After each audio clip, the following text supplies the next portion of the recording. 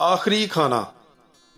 مقدس لوکا کی انجیل 22 باب 7 تا 30 آیات تک۔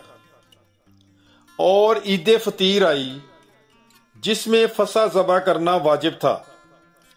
اس نے پطرس اور یوحنا کو یہ کہہ کر بھیجا کہ تم جاؤ اور ہمارے کھانے کے لیے فصح تیار کرو۔ انہوں نے اس سے کہا، تو کہاں چاہتا ہے کہ ہم تیار کریں؟ اس نے ان سے کہا، دیکھو شہر میں داخل ہوتے ہی تمہیں ایک آدمی پانی کا گڑھا اٹھائے ہوئے ملے گا۔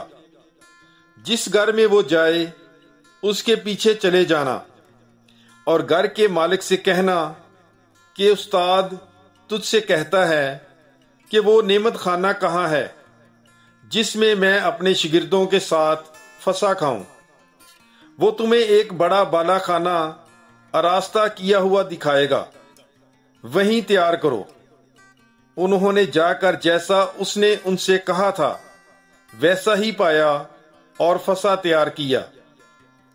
اور جب وقت ہو گیا تو وہ رسولوں سمیت کھانا کھانے بیٹھا، اور اس نے ان سے کہا، مجھے بڑی خواہش تھی کہ دکھ سہنے سے پہلے یہ فصح تمہارے ساتھ کھاؤں، کیونکہ میں تم سے کہتا ہوں کہ اسے کبھی نہ کھاؤں گا جب تک وہ خدا کی بادشاہی میں پورا نہ ہو۔ اور پیالہ لے کر شکر کیا اور کہا کہ اس کو لے کر آپس میں بانٹ لو، کیونکہ میں تم سے کہتا ہوں کہ اب سے انگور کا رس کبھی نہ پیوں گا جب تک خدا کی بادشاہی نہ آ لے۔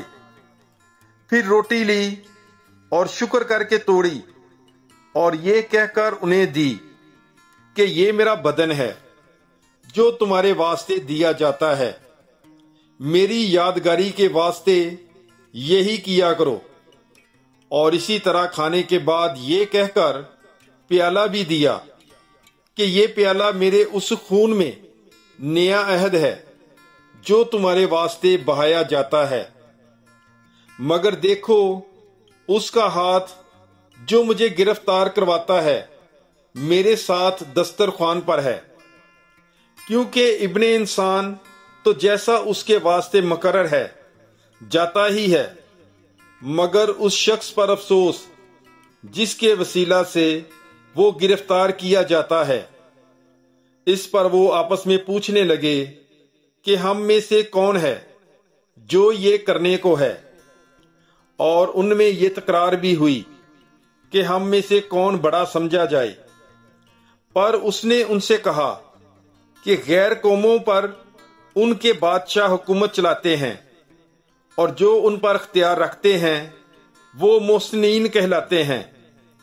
مگر تم ایسے نہ ہو، بلکہ جو تم میں بڑا ہے چھوٹے کی مانند، اور سردار خدمت کرنے والے کی مانند بنے۔ کیونکہ بڑا کون ہے، وہ جو کھانا کھانے بیٹھتا ہے یا وہ جو خدمت کرتا ہے؟ کیا وہ نہیں جو کھانا کھانے بیٹھتا ہے؟ لیکن میں تمہارے درمیان خدمت کرنے والے کی مانند ہوں۔ مگر تم وہ ہو جو میری آزمائشوں میں برابر میرے ساتھ رہے، اور جیسے میرے باپ نے میرے لیے بادشاہی مقرر کی ہے میں بھی تمہارے لیے مقرر کرتا ہوں، تاکہ میری بادشاہی میں میرے دسترخوان پر کھاؤ پیو، اور تختوں پر بیٹھ کر اسرائیل کے 12 قبیلوں کی عدالت کرو۔ پاک کلام کے پڑھے اور سنے جانے پر خداوند کی برکت ہو۔ خدا کا شکر ہو۔